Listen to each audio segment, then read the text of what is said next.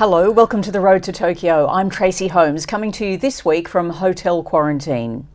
Shortly we'll speak to the AOC President John Coates, who rates the Tokyo Olympic Games. We'll also take a look at some of the most iconic images. But before that, the Australian Olympic Committee says it's profoundly disappointed that the South Australian government won't reverse its decision to force South Australian athletes returning from Tokyo into a 28-day quarantine. The 16 athletes have to do another 2 weeks of home quarantine when they get to Adelaide, despite already spending 14 days in quarantine in Sydney. The South Australian Premier says while he feels for the athletes, he supports the decision. AOC Chief Matt Carroll says it's concerned about the mental and physical health of the athletes. We took just under 1,000 Australians to Tokyo, not one virus outbreak, not one infection in those just under 1,000 Australians who went to Tokyo. We brought them back safely. We brought them back through the quarantine controls, and which we respect. They are fully vaccinated, the Australian Olympic team, which includes the officials and the members. So they're coming back to Australia. They're doing their 14 days quarantine like any Australian should do. At times, it felt like the Tokyo Olympic Games might not go ahead, but they did, and they offered welcome relief to a lot of people at home watching while in lockdown. I spoke to the Australian Olympic Committee President, John Coates, about what will be remembered from these Games, the Tokyo Olympics. I'm proud of the role that the IOC played with our Japanese hosts in ensuring these Games were delivered, and the reward for all of us, of course, is what we saw from the athletes, their response, the performances we saw, the fact they got here. I'm very pleased that all of the countermeasures in terms of COVID-19 worked. 0.002% positives out of 600,000 tests. The spirit amongst the athletes, because they weren't going downtown, because they were confined to their own teams, they supported, we certainly did, and our team, each other much more than, I've been chef de mission. I reckon I've had some pretty good teams, but I've never seen a group like this so helping each other and supporting each other. And I got a great delight out of the new sports. I'd worried about the young kids in skateboarding, but gee, what a lesson to all of us. Afterwards, when they would, the losers would celebrate with the winners, and the camaraderie that they established was a lesson to the Olympic movement, I think, on how sport should be played. What were you worried about beforehand with events like that, skateboarding, surfing, etc.? No, the skateboarding was protecting young kids, the entourage responsibilities that we have. And but they couldn't have been in a safer place under the care that we had, Susie O'Neill's and people like that. The relaxation of Rule 50 and the ability for examples that we saw, like the Matildas unifying, linking arms, their opponents at one time taking a knee. There were various demonstrations which don't seem to have been penalised as they might have in the past. Is this a major shift inside the IOC? Yeah, we've grown up. We've recognised that people have a right to freedom of expression. I think we were greatly assisted by our Athletes Commission there, who the first go at responding to Rule 50 was to say, okay, we still have to respect the fellow competitors, respect the others on the podium. But when we saw what was happening in the European football championships, it became obvious that we couldn't maintain that hard and fast, and that we'd be silly to do so. So we loosened it up. We had the examples you mentioned. There was an example, though, of two Chinese girls, I think in the cycling, who put Mao Zedong badges on. And, this comes at a time when there's a push remembering more of the communist background of the current government. So we certainly talked to them. I know that others will judge, but from your point of view, just in closing, out of 10, What would you give the Tokyo Olympics? It's very hard. You obviously, it's hard to say 10 out of 10 when there's no spectators, but then you've got to acknowledge that there were no spectators because of these circumstances and in which the games were held. So the fact that they are able to manage the games in a COVID situation, I think restores them to 10 out of 10. The venues, we've never seen anything like it. The volunteers were as good as wherever we've had. The competition was well run by all the international federations. We had or a full roll-up except one National Olympic Committee. So they all came under the most difficult of circumstances. So it's a 10 out of 10 from me.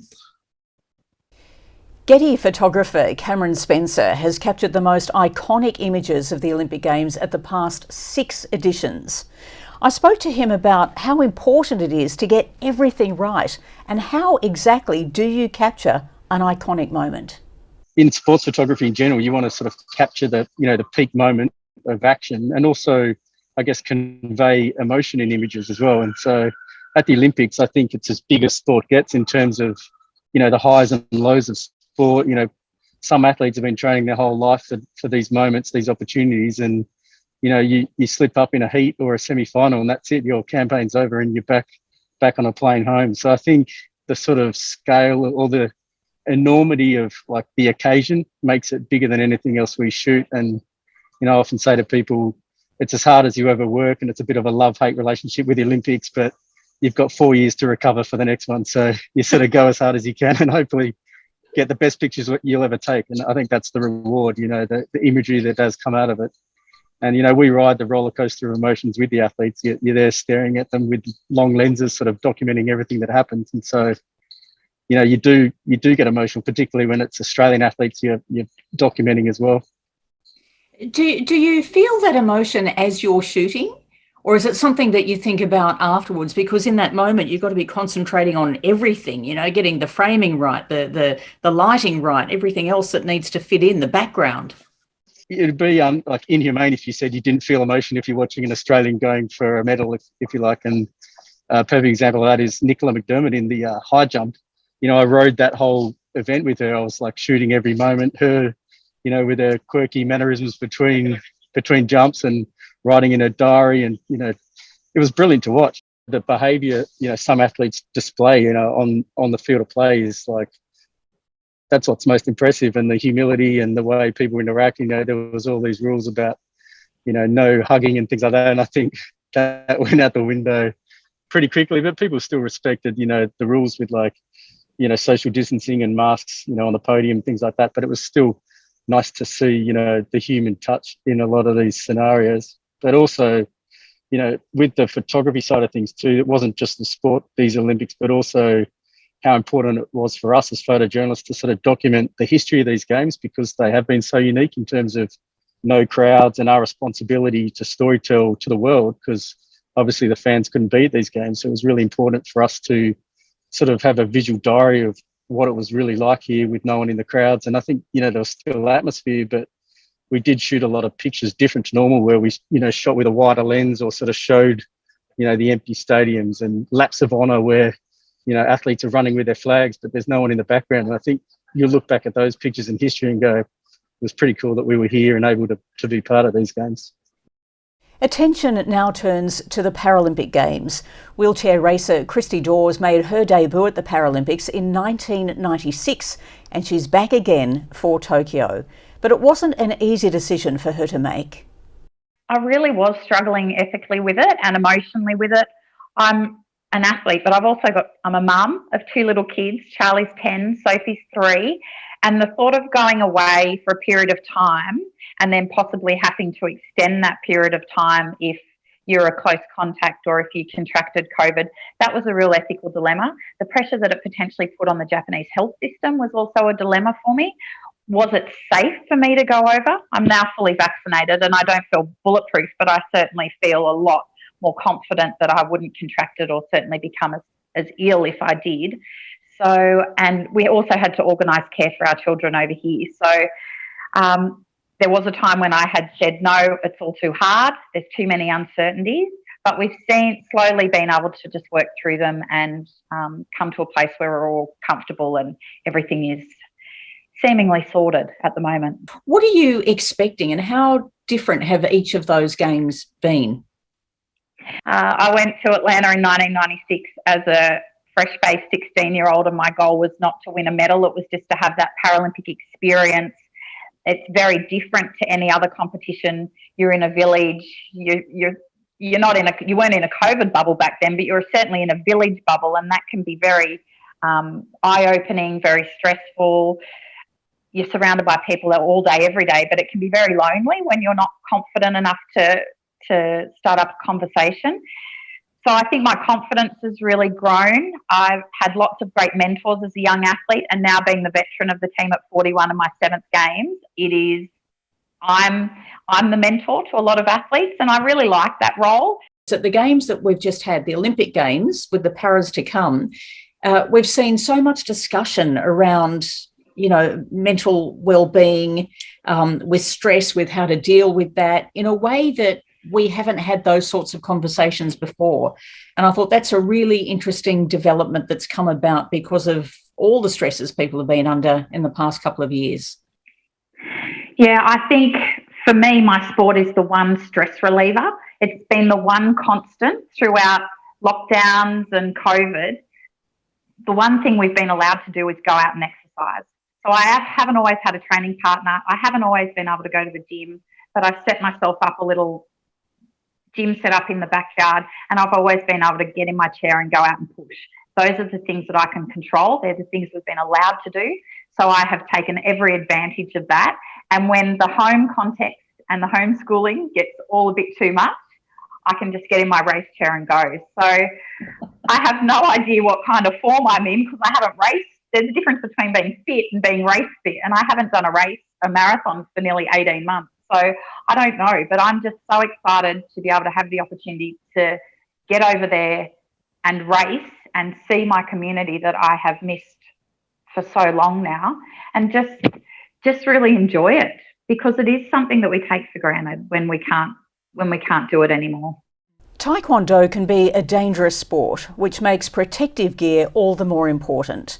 Paralympian Janine Watson takes us through what she wears during training and competing in her Road to Tokyo diary. So I'm just about to start training session here at the QAS, and I thought I would show you what protective gear that we have to wear for Para Taekwondo. If we start off, I've got my gloves, I've got my arm guards, I have my lovely but uncomfortable groin guard, we have shin guards, and then we have foot guards.